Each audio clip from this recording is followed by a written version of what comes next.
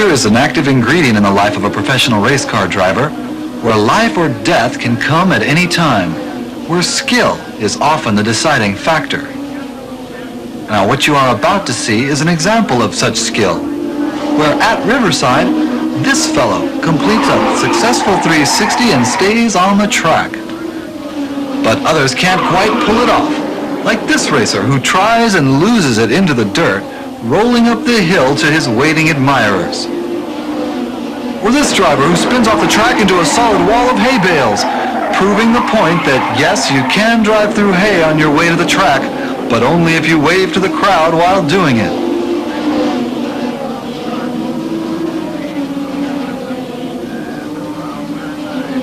High-speed left-hand turns can also be a problem, because if you spin out, your next stop is the wall. This is what's known as kissing the wall.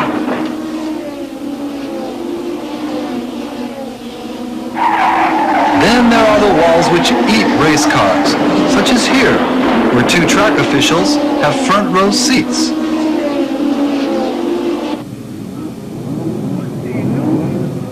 The start of a kart race, here again at Riverside, is always a crucial time for each driver to collect his thoughts and jockey for the perfect position in the track, especially in the last 500 yards before the green flag.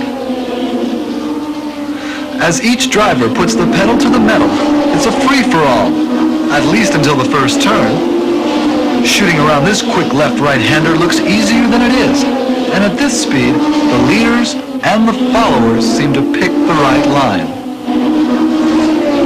But coming off a straight, everyone is nearly flying around turn number 9 at Riverside, using the entire width of the track and getting as close to the wall as possible to maintain speed.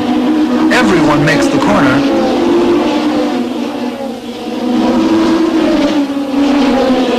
Well, almost everyone.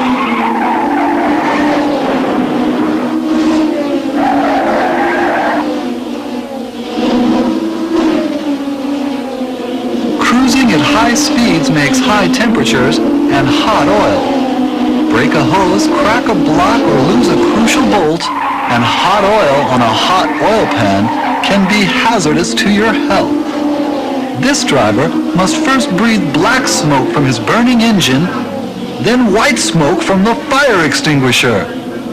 But he appears all right once the fire is under control.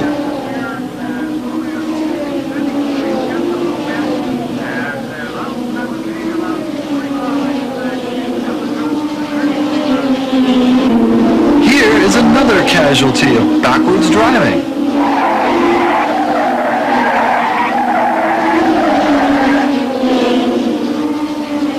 The start of this race begins innocently enough, and no one nudges each other.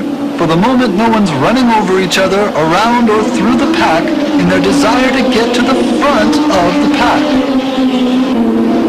This driver is a member of the 360-degree club.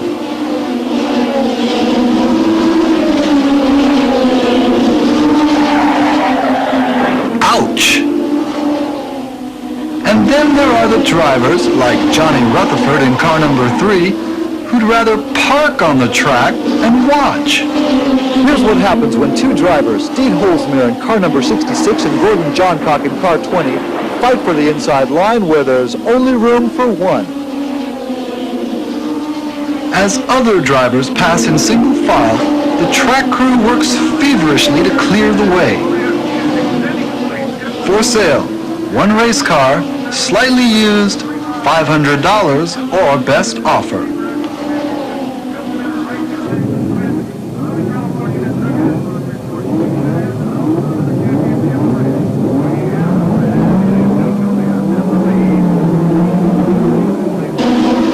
In a cluster of cars down this straight, one driver's mistake could cause a chain reaction crash. But he brakes in time to keep the race crashless, for now.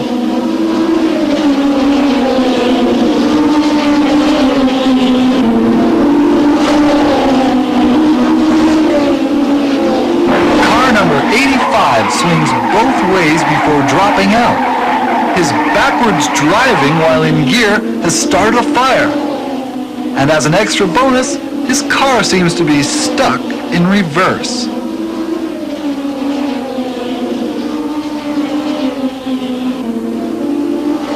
The wall, if used properly, can be a racer's friend. But for Jerry Grant, the wall has proved an enemy.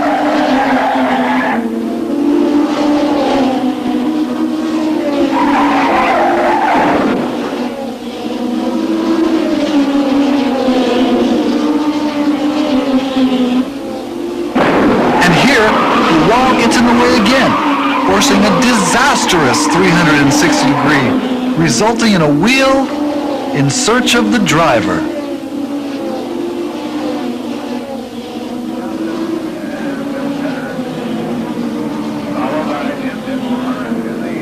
Into the turn at Ontario, John Mailer and Jerry Grant get just a little too close for comfort. Car number 48 locks the brakes and spins completely around before smacking its nose into the wall. In slow motion, if you look closely, you'll see the car directly behind 48 just barely miss a head-on collision. But fortunately, he does miss, and number 48 high-sides along the wall, safely out of the center of the track before he drops onto the shoulder. At such high speeds, even the tiniest reaction can become a driver's undoing.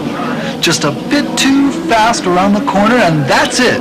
Another slightly used race car. But this Indy car racer, now on its way back to the garage, will receive plenty of attention by a host of top mechanics and will no doubt see yet another day at the racetrack.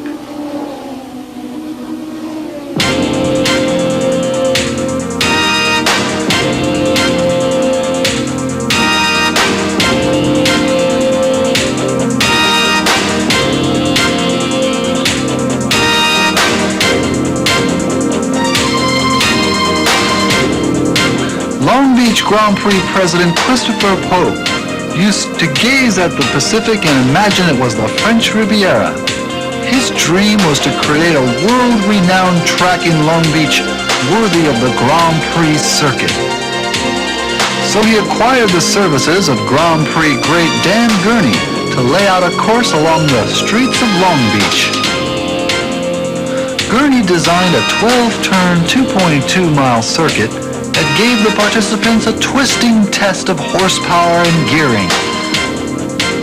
From the start at Ocean Boulevard, around the curves of Linden Avenue, and onto the long, fast sweeper of Shoreline Drive, back up to Ocean via the zigzagging Pine Avenue, the track ranged from 190 miles per hour in the straight to 40 miles per hour in the corners.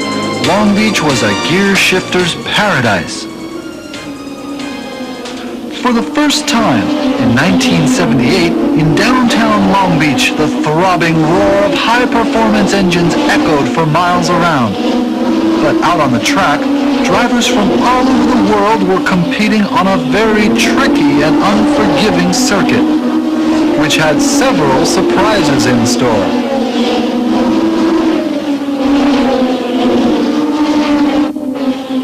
Such as here, where Hans Stock in car 16 literally runs up the backside of another racer early on in the race.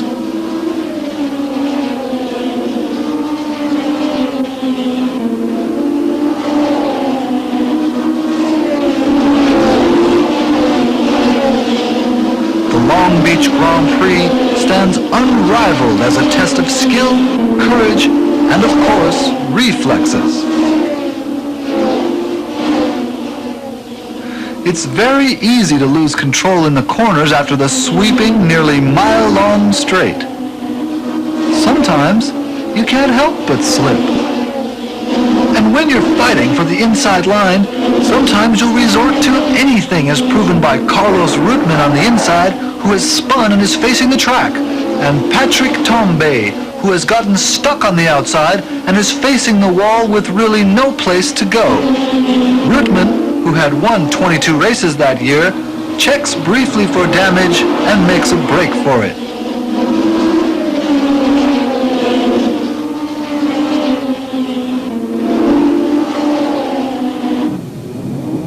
Long Beach Beach has a reputation of being extremely challenging because of the demanding track and the small distances between the cars at high speed. Anything can happen. Such as here, the beginning of the 1979 Long Beach Grand Prix. Trouble in the cramped driving conditions, especially in the first lap, is worse than driving in rush hour traffic.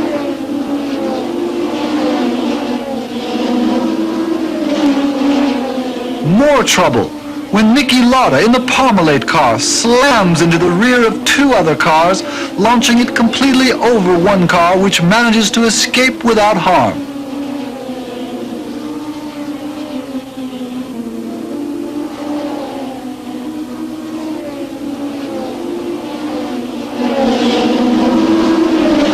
The one fear of all mechanics, track officials, and of course the drivers is fire. Even when the most extreme precautions are taken, no one can know when fire will strike. Like here, when Rene Arnaud's engine bursts into flames. Even if you do grab the inside, there's no guarantee you'll make it round the corner, demonstrated here by Carlos Rutman in number 2 in the Black Martini Lotus. And while drivers' skills are important, a fast and competent pit crew is vital to success.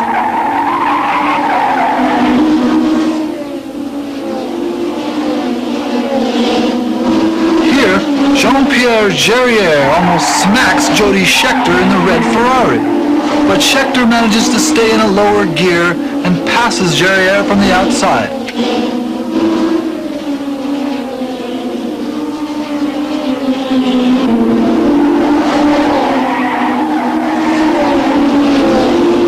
Racing at Long Beach is not all fun and games, but when the checkered flag falls, it's just a matter of time before the champagne begins to flow.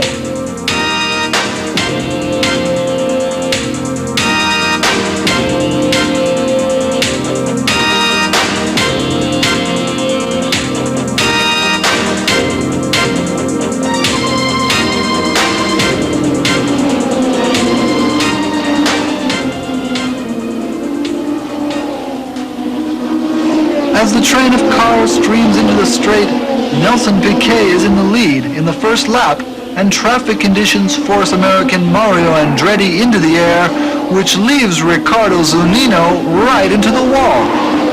He's not injured, but his race has ended in the very first lap.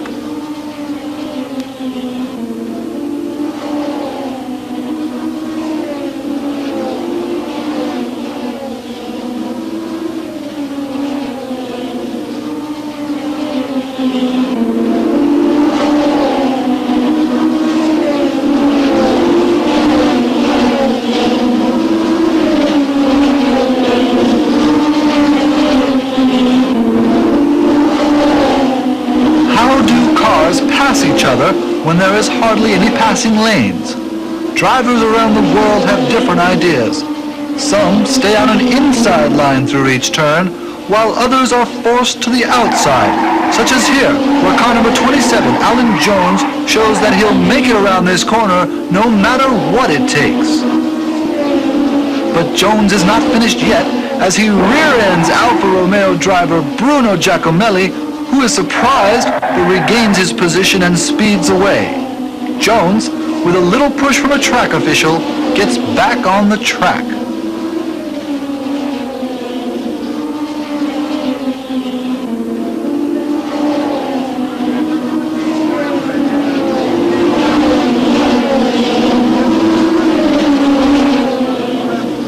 Here, in 1981 at Long Beach, while most of the drivers had little difficulty negotiating the twisting track, some drivers just couldn't hang on.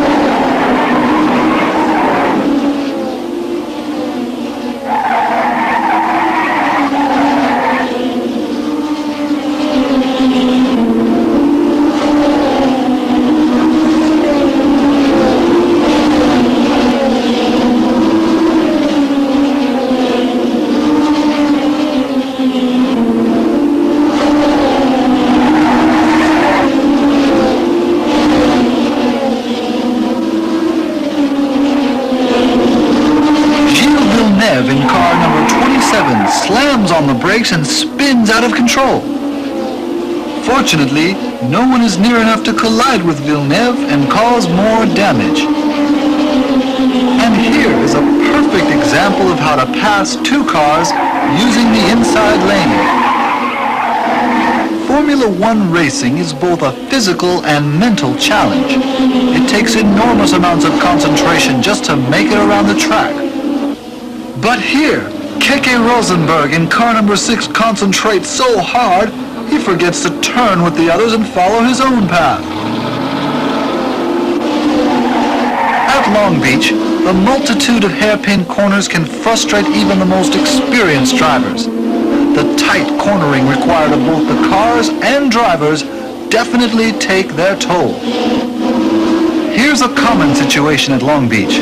Just as Gilles Villeneuve on the outside in car 27 attempts to negotiate a sharp hairpin, Nelson Piquet has his eye on what little track is remaining and can't help but run through car 27, which bounces and spins 180 degrees on two wheels before coming to rest facing the opposite direction.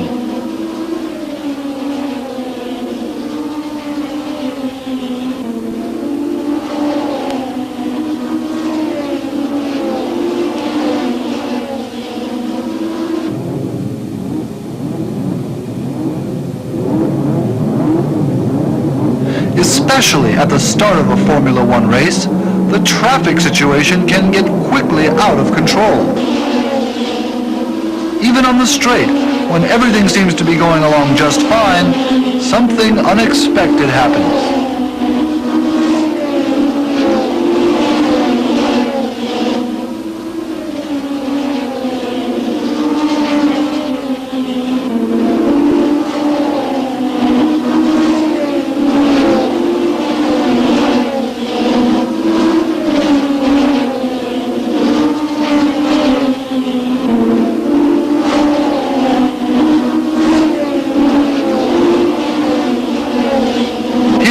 Car number 9 is rudely struck by a determined passerby.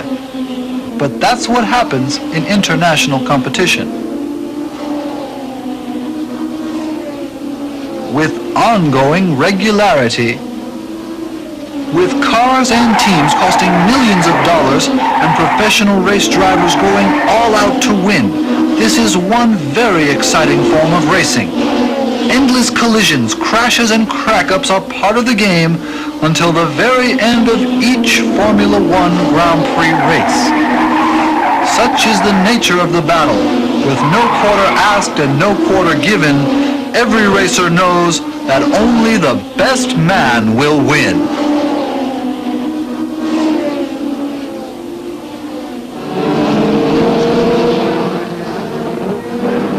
Ascot Speedway, Gardena, home of the notorious Demolition Derby, was one of the first ever stock car racing tracks.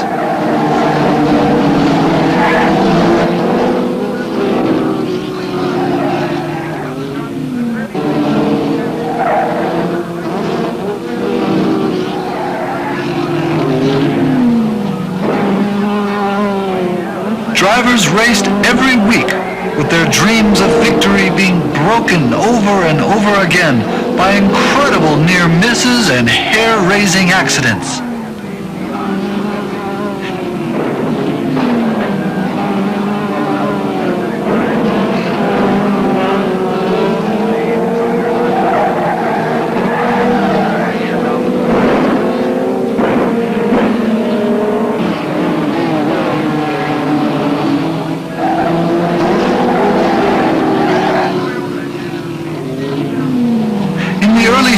When stock car racing had just begun, there were no definite categories for the different types of cars, which caused major mishaps.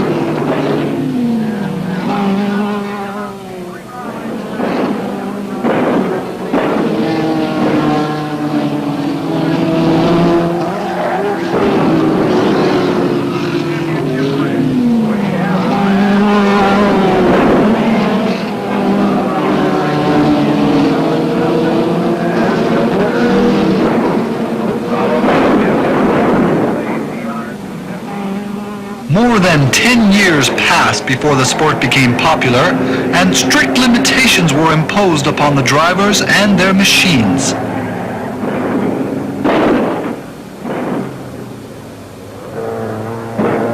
Getting used to the new rules was easy for some, and not so easy for others.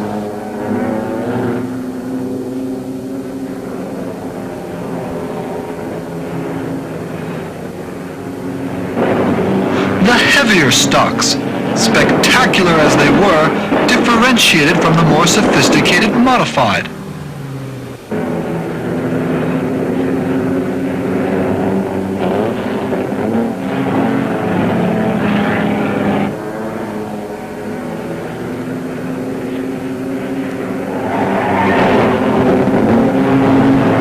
Although the new modified were much safer, they still contributed their share of excitement.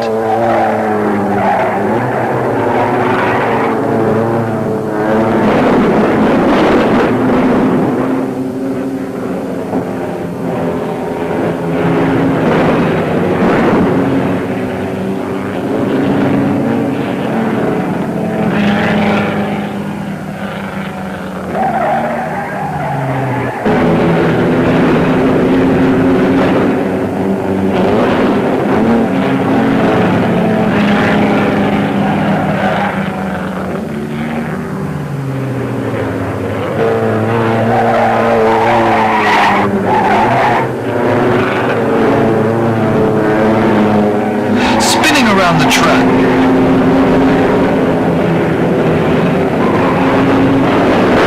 Bursting into flames.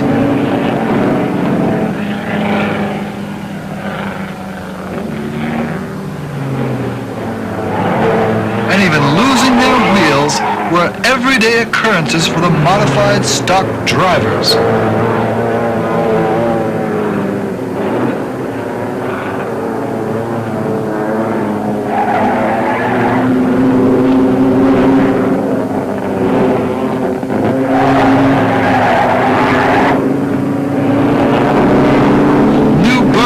And car 92 loses control, causing a devastating crash.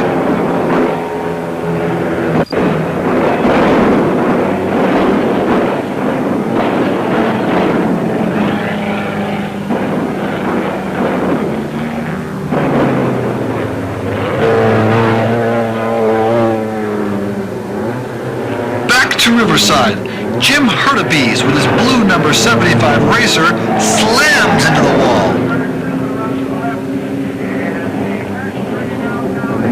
Bob Bondurant, learning from his mistakes on his way to become one of America's best race driving teachers.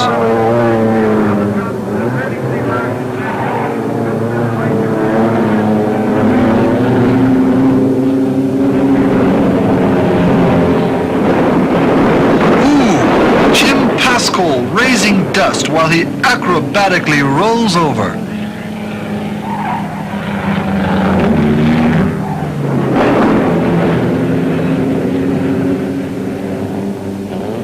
Richard Petty, with his Plymouth, loses it once and gets lucky, but Lady Luck is not with him this time.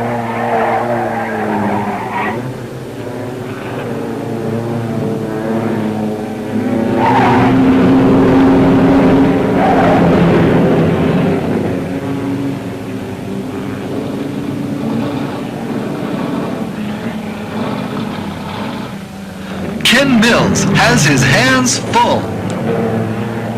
This time he has escaped injury, but his car has been completely destroyed.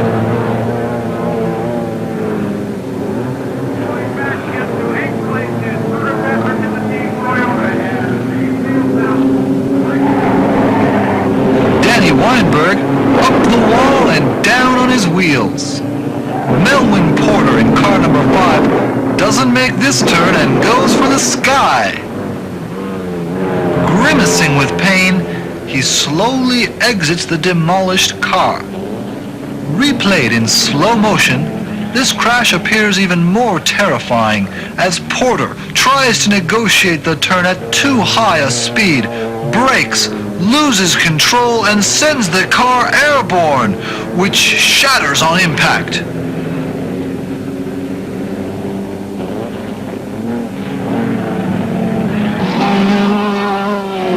Ontario Speedway a few years later.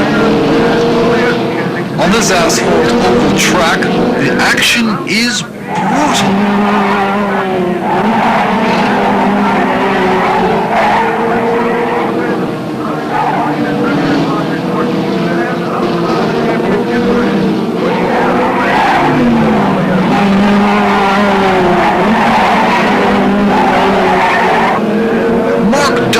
Tries to win the race in reverse, but slams into the wall.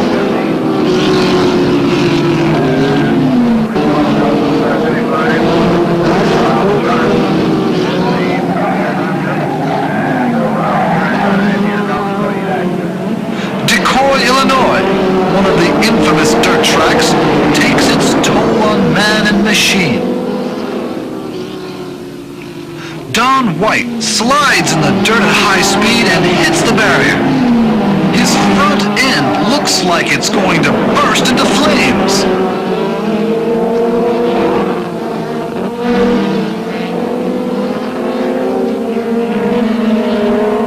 As he pulls himself out of the car and away from danger.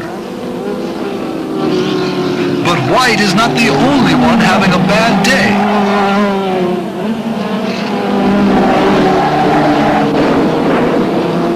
In Riverside, car number 22 smashes, luckily, into a hay bale, while on turn number 1, another participant rolls his car over 15 times before coming to a stop. In the early 70s, the expression modified stock began to take on its true meaning, as major modifications were made to the race car's basic design.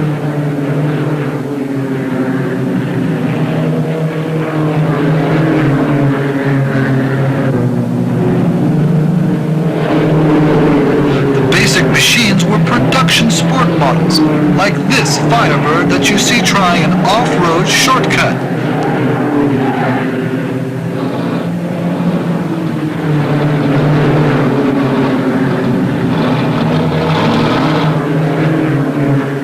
Although the modifications greatly improved the handling of the cars, the sharp, quick turns at Riverside created a major challenge for the drivers who were acquainted only with circular tracks. And the result? Spin-outs to the left and spin-outs to the right.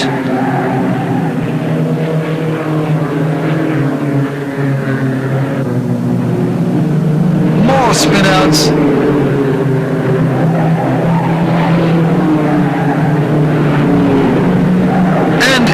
Spin-outs.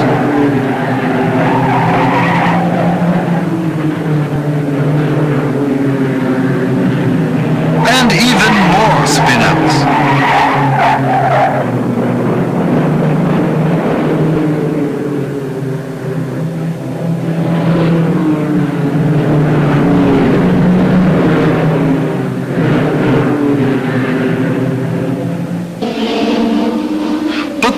Stock car action was and still is taking place on circular tracks such as this one in Winchester for the Indiana round of the American Speed Association Championships.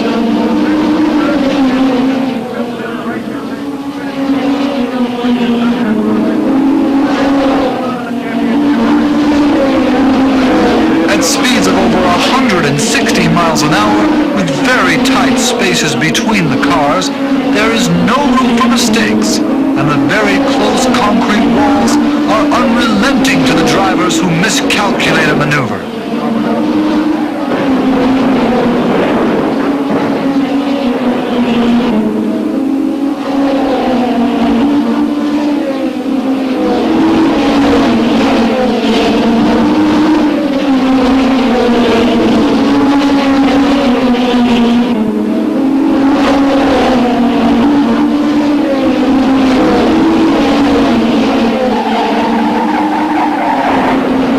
The result of such a collision could only be a mess in need of tow. The start of the IROC final in Atlanta. The first lap is completed. And the leader coming in is Darrell Waltrip, with the purple car driven by Bobby Allison right beside him. They fight head-to-head for the lead, while the talented Neil Bonnet closes in behind them in the white Camaro. Heading down the backstretch, Bobby Allison takes the lead, Bonnet takes over the second place position, and Waltrip falls back into third place position.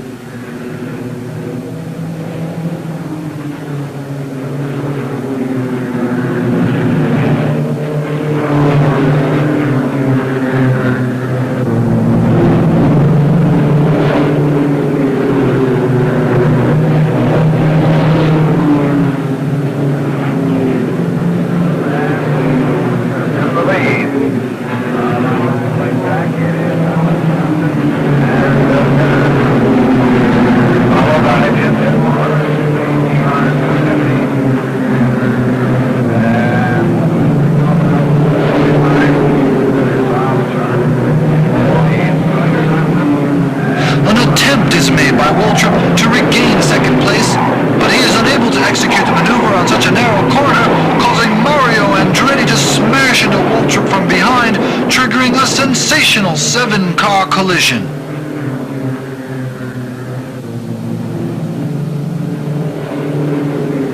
Mario Andretti still in his car in a state of shock, and Buddy Baker walking away from his car unscathed.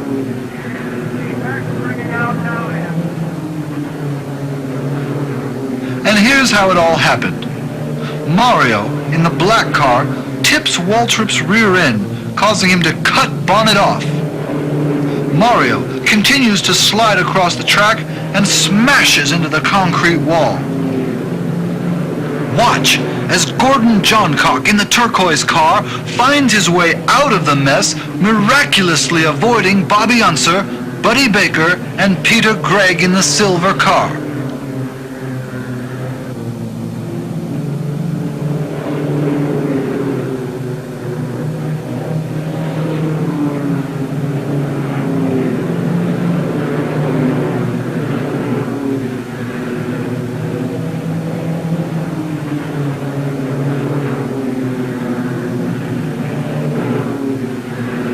Another angle shows how Mario Andretti and Darrell Waltrip tripped off this amazing mayhem.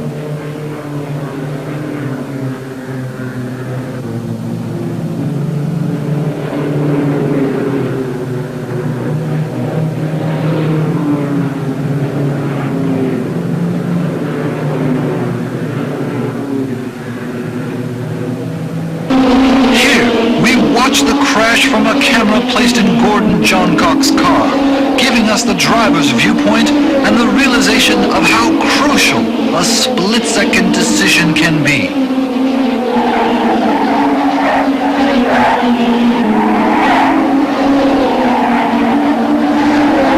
Still Atlanta, and now it's Don Whittington's turn to crash in a hair-raising sequence.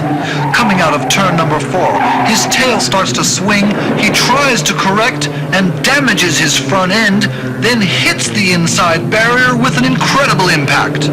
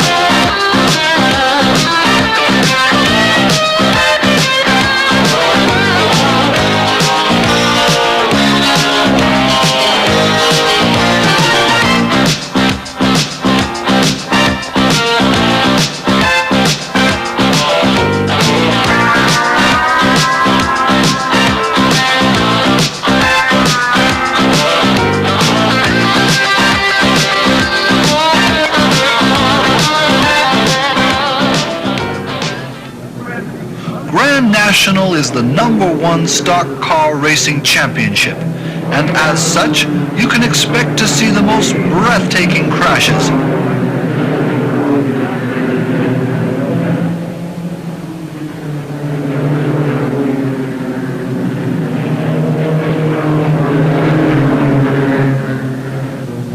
Like this one with Cale Yarborough.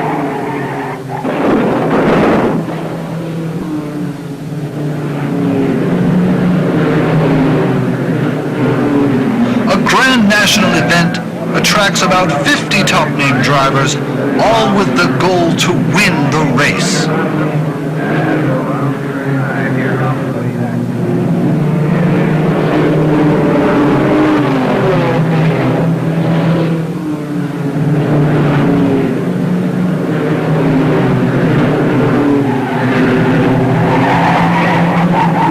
Cars and drivers aren't the only elements required to win a race.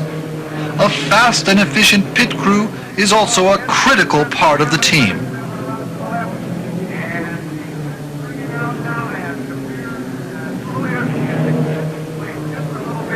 For instance, the Richmond Folgers pit crew.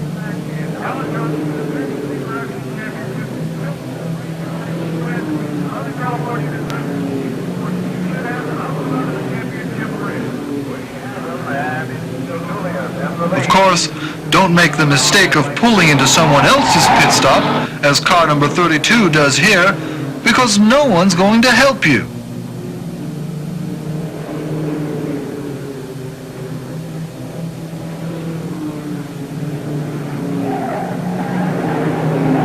And this is a field pit stop attempt which wasn't very successful.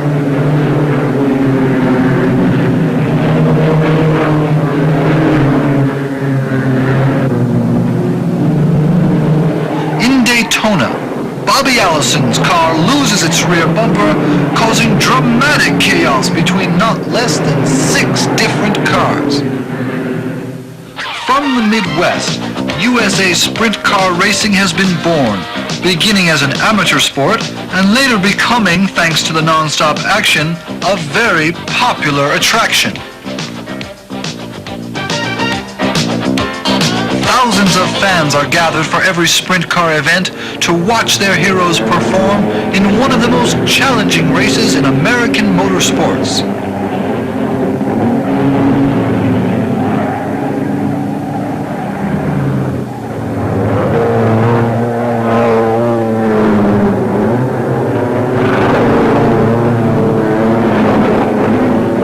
In slow motion, we see how demanding sprint car racing is, as the driver must constantly face the challenge of controlling the oversteering of the car caused by the dirt track surface. Jan Hooperman's front wheel touches another car, causing his car to flip over and over again.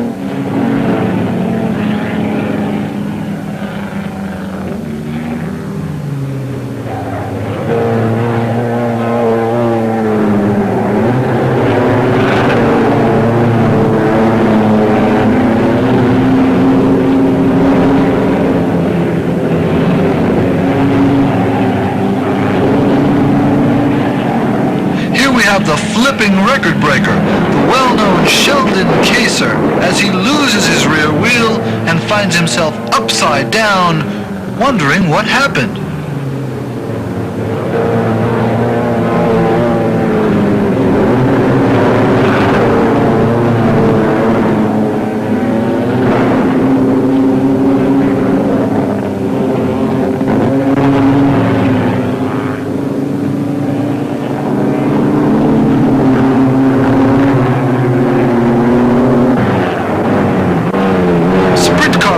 Action is just everywhere you look.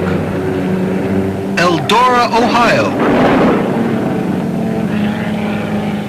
Ascot, California.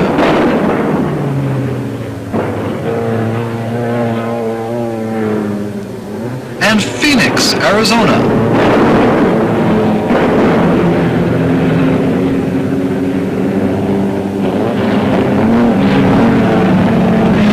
Action is really at its peak in Cincinnati, where we find Carl Basson demolishing 3 cars in one single sweep.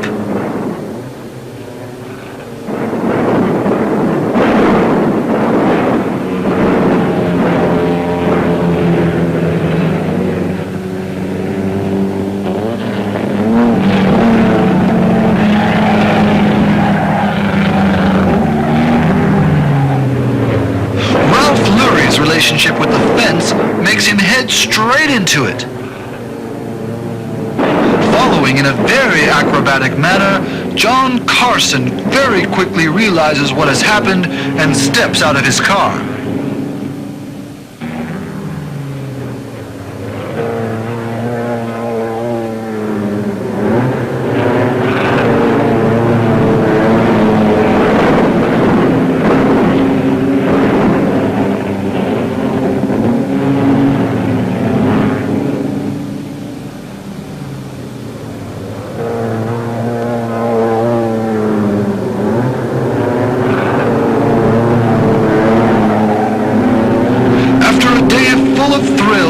The checkered flag is finally raised for winner Toby Tobias, the Holman Classic champion.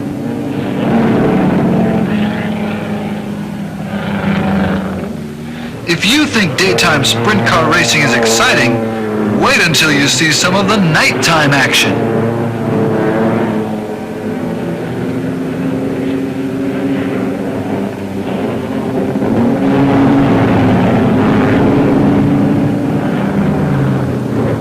In slow motion, you can see just how terrifying this sport can be as John Mills falls out of his car while it rolls over in the air at least 10 feet above the track.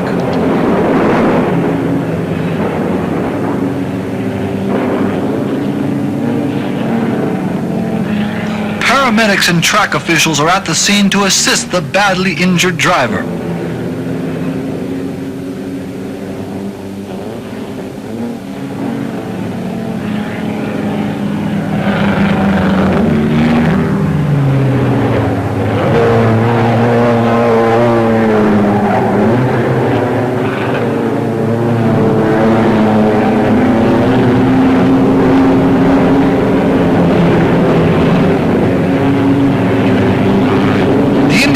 Fairgrounds are the scene of the next crash.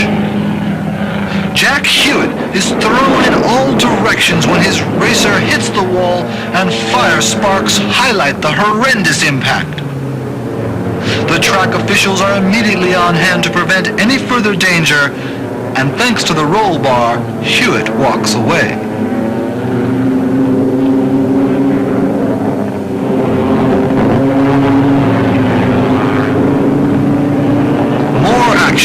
This time on the California racetrack of Ascot.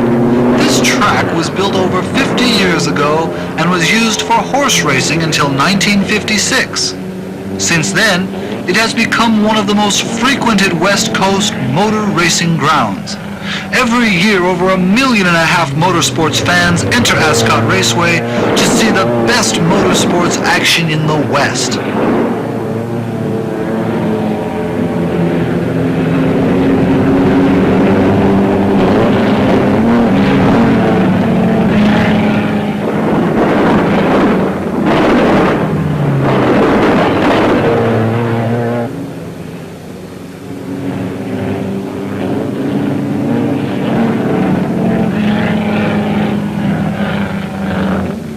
At Knoxville, Iowa, here are the last 3 laps of a sport car club event.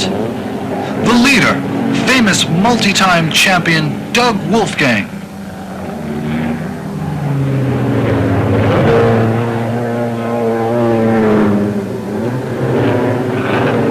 The other drivers are giving all they have as they pass like bullets in front of the camera.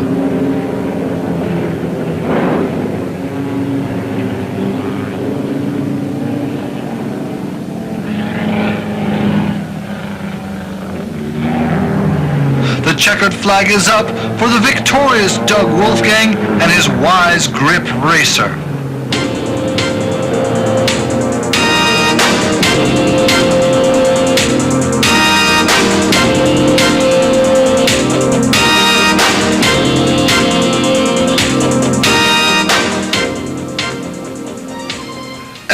Ohio.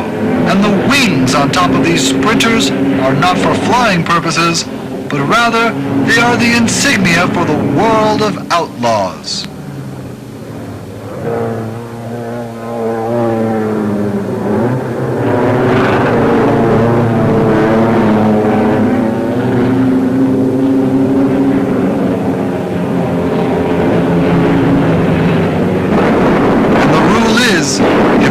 Has a problem, all of us has a problem.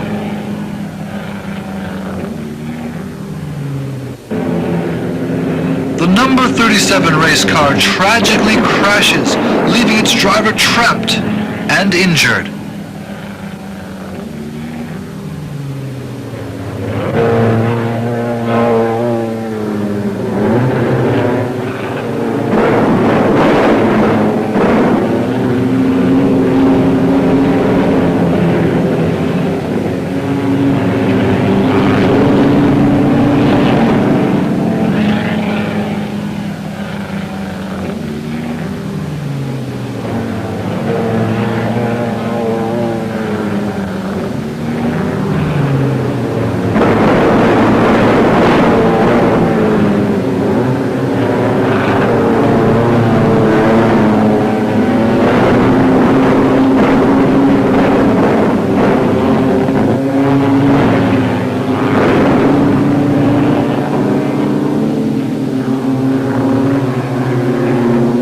Speedway, Sacramento, where the dirt on the track is wet, causing the driving conditions to be 10 times more treacherous. And controlling the car seems impossible. The results? Thrills and spills with no end in sight.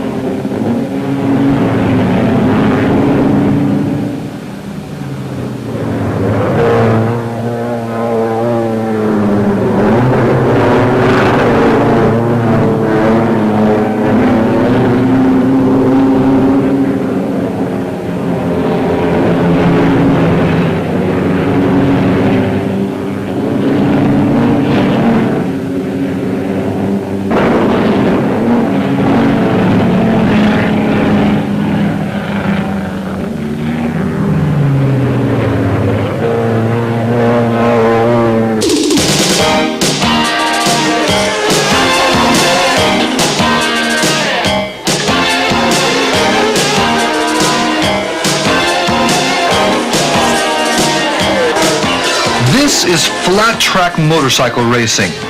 The all-out fury of 250 and 500cc Tourist Trophy or TT racing captured at its absolute best.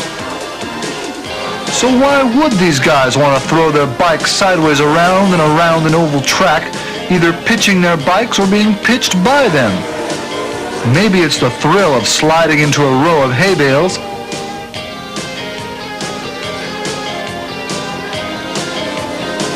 or eating dirt while dozens of engines whistle past your head. But when it comes to the bottom line, these guys love to go fast.